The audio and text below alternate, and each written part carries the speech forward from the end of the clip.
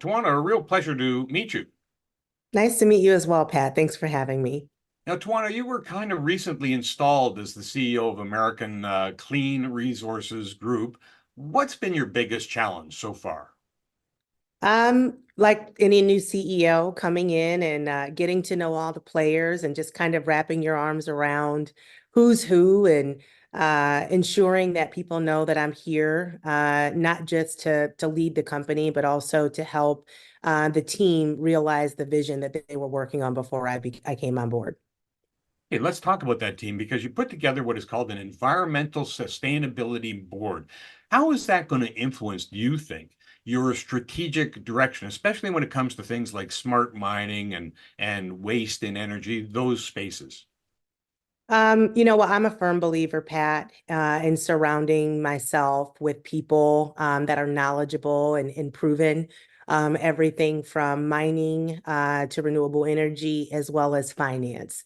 And so I hope that the board's collective expertise will play a crucial role in how we shape up the strategic direction for the organization, specifically in smart mining and waste to energy technologies. But I really hope to just lean into their guidance to ensure that a lot of the projects that we're kind of kicking around are not only aligned with the latest environmental standards, but also set new benchmarks for innovation in the fields that we are looking to change, water, land, and clean air. Okay, let's talk about some of those projects because they play into that theme. The well water purchase agreement you made with the road and highway builders, this is in the state of Nevada. How's that going to impact your operations? Well, I think the first thing for me, not that it was a massive contract by any means, but it was important to demonstrate that we had the ability to mobilize and get the well water purchase agreement active and be able to supply the water. At the end of the day, when I think about our intent to be more sustainable, working with this particular project demonstrates that they can be less reliant on municipal water supplies, which can often be strained during peak usage periods. And by shifting to a partnership with us, demonstrates that when those other constraints are in place, we're ensuring that it remains available. And I would also probably share that, it can be replenished naturally. And so when using well water, under a carefully managed condition, it assures that water levels and surrounding ecosystems are maintained without depleting those resources. So it aligns perfectly with the narrative, around our mantra of cleaning up America while rebuilding America. And so we were really, really pleased that they reached out to us for that. Are you going to use it as kind of a model for working with other states? I don't know that it will use it for working with other states, given our geography, but we do hope that there will be others that have projects or initiatives that are in proximity to us that reach out. By sourcing water closer to construction sites via well water systems, it reduces the need to transport large quantities of water over long distances.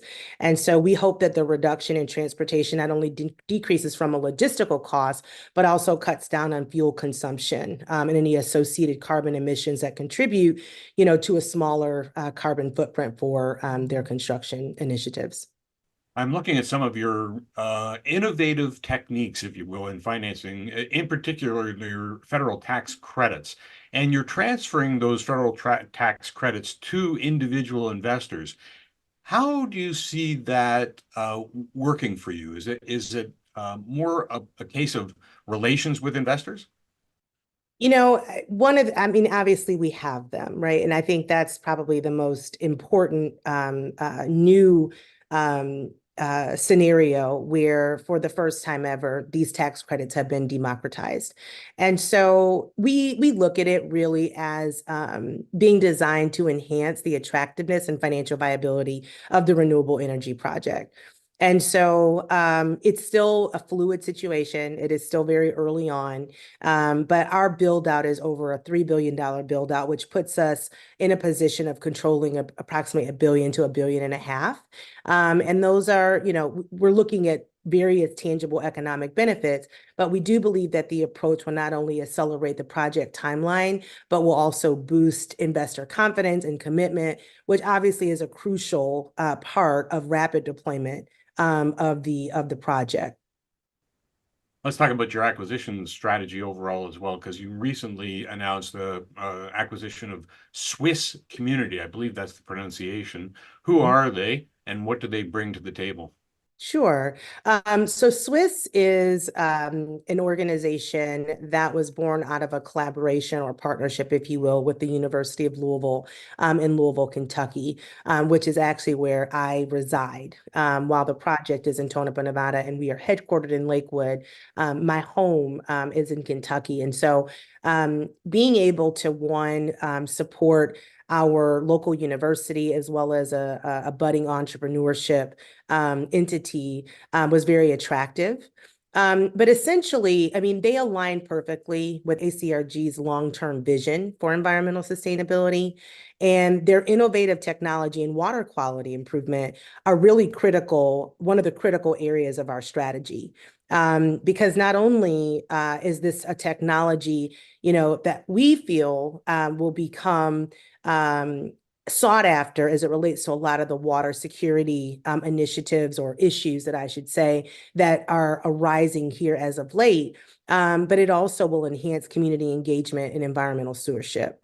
And so, we aim to deploy Swiss's water treatment technologies across our operations, which will help significantly in reducing pollutants, notifying homeowners or residents if there is a water emergency, and hopefully, improve local water quality and strengthening community relations. So we do see it as a very strategic initiative, and we are continuing to invest in the build out of that platform and its capabilities. And so we really do feel that the move underscores our commitment to not just corporate growth, but also to ecological and social responsibility as well. Let's talk about your future a little bit, because renewable energy is hot in the news, and sustainability, environmental sustainability is hot in the news. Where do you see your focus as far as key projects or acquisition will be in the future? Well, on the waterfront, there are some additional organizations that we are eyeing. I will say that pure water, water quality overall is extremely important. As it relates to exploring new projects and partnerships that will enhance our leadership in the renewable energy sector, we have several upcoming initiatives that we are discussing right now with our advisory board to identify some pilots, and whether that'll be specifically around the solar energy expansion and green retrofitting of existing facilities, whether that will be different battery storage and solar energy development. We're just particularly excited that we control an asset that has a lot of potential for not just cleaning up public and private lands, but doing so in a carbon neutral manner. Tawana, sounds exciting. Thanks so much for your time, and come back and tell us about more that happens. Absolutely, absolutely. Again, Pat, thanks for having me.